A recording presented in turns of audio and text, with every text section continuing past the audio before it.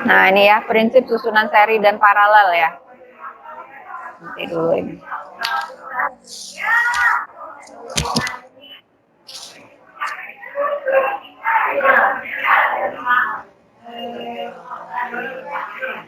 Oke, nah ini ya Ibu sharekan dulu. Jadi kalau untuk prinsip susunan seri yang disebutkan oleh kawannya tadi, bahwa untuk tegangan itu dijumlah, jadi V seri itu dijumlah ya.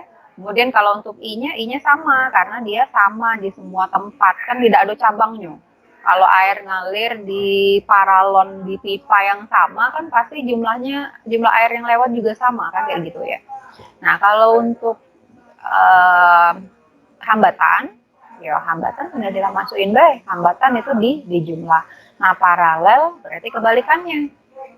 Kalau untuk tegangan dia sama. Kita ingat kembali PLN kan. PLN kita tegangannya sama galo di lampu dengan di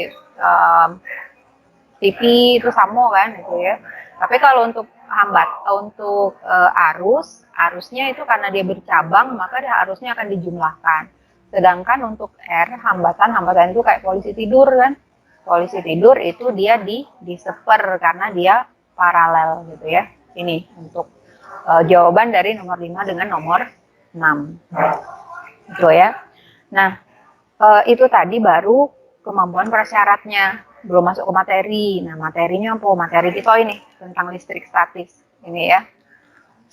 Sebenarnya satu bab ini bisa kita rangkum menjadi satu tabel. Nah, tabelnya apa, Bu? Inilah dia tabelnya.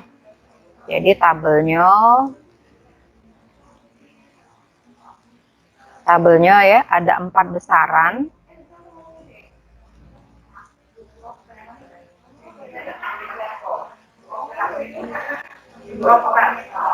Nah ini ya ada 4 besaran, ada gaya,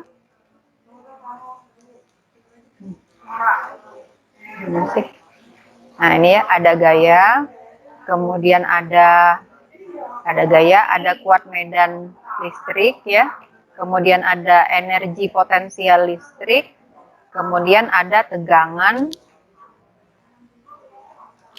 atau potensial listrik. Beda ya antara 3 dengan 4. Kalau 3 itu energi potensial, kalau 4 ini potensialnya saja atau tegangannya saja.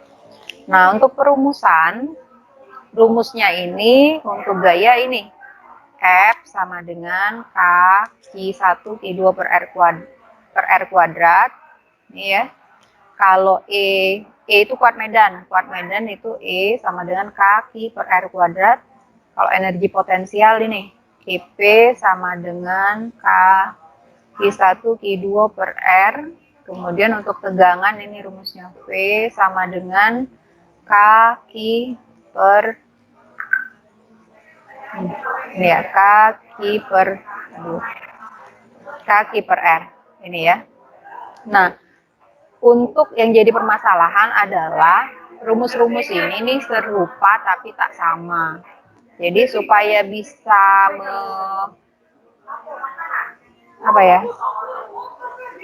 supaya bisa menghafalkan 4 rumus yang serupa tapi tak sama ini bagaimana? Kita perlu memahaminya dulu ya. Jadi kita perlu membuatnya kayak gini. Jadi F itu apa? Gaya ya. Gaya satuannya Newton. Q itu muatan, satuannya kolom. R itu jarak, satuannya meter. E itu kuat medan listrik ya. Kuat medan listrik satuannya Newton per kolom. Kemudian EP itu energi potensial listrik satuan energi potensial ya Joule gitu ya, satuan energi. Kemudian tegangan listrik itu satuannya volt. Nah, di sini kita mau menghafal nih ada 4 rumus yang serupa tapi tak sama ini, gimana caranya? Nah, jadi kita misalkan gini, kalau misalnya Ibu hapus dulu mungkin ya, supaya lebih paham.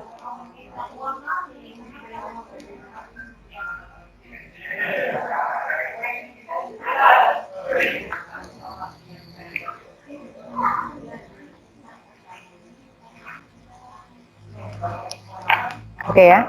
Kalau misalnya sekarang ini kuadrat.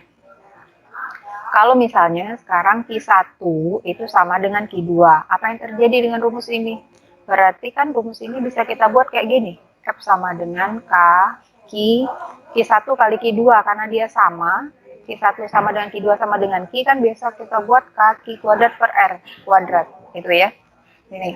Berarti bisa kita buat F-nya itu adalah K Q kuadrat per R kuadrat. Sedangkan untuk E-nya K Q per R kuadrat. Oh, berarti kuadrat itu hanya di bagian bawah, bagian R. Kalau tadi bagian atas dan bagian bawah itu kuadratnya. Sedangkan yang di ketiga, energi potensial itu kuadratnya ini sama tadi ya. Kalau misalnya Q1 sama dengan Q2, berarti EP-nya itu kan kaki per kaki kuadrat ya, per R. Oh, berarti kuadratnya hanya bagian atas saja. Sedangkan di bagian yang terakhir, ini baik atas, baik Q maupun R itu dua-duanya tidak kuadrat. Nah, bisa ya? Mudah-mudahan bisa nih. Jadi kalau yang gaya itu kuadratnya di bagian atas dan bagian bawah. Kalau kuad medan yang kuadratnya hanya bagian bawah. Kalau energi potensial yang kuadratnya hanya bagian atas. Yang ini ya. Nah, ini rumusnya. Nih. Kalau yang tegangan atau potensial dua-duanya tidak kuadrat. Karena semuanya nih sama nih, kaki dengan R gitu ya. Cuma ada yang kuadrat, ada yang tidak gitu. Seperti itu. Nah, kalau sudah cukup paham, silakan dicatat. Catatnya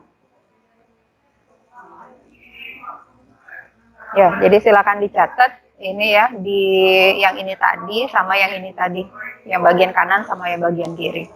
Oke, Ibu kasih waktu 5 menit untuk mencatatnya ya. Lebih paham, kalau kalian mau lebih paham, nyatetnya itu ya menulis sendiri. Baru terakhir ketika sudah selesai, lihat di layar HP kalian sama nggak catatan yang kalian tulis di buku catatan kalian dengan yang ada di layar HP. Nah, seperti itu.